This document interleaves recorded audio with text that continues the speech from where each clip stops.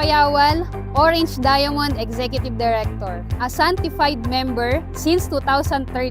Iba pala yung nakikita ko lang sa picture dati and sa video kumpara sa actual na makita ng dalawang mata ko. Tinanong ko si Mr. Peter Hope, what separates yung barley natin from other barley? New Zealand is the only country in the world na merong the best weather para dito itanim at i-harvest ang ating certified organic barley grass.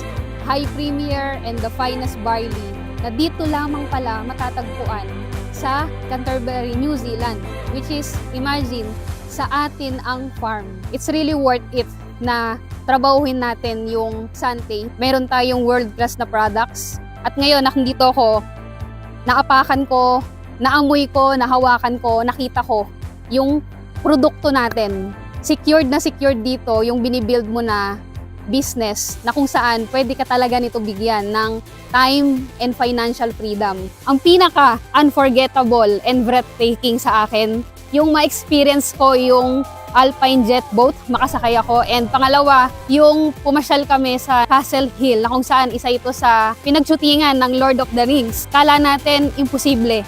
Pero dahil sa Sante, posible pala at nangyari sa akin dito sa Sante.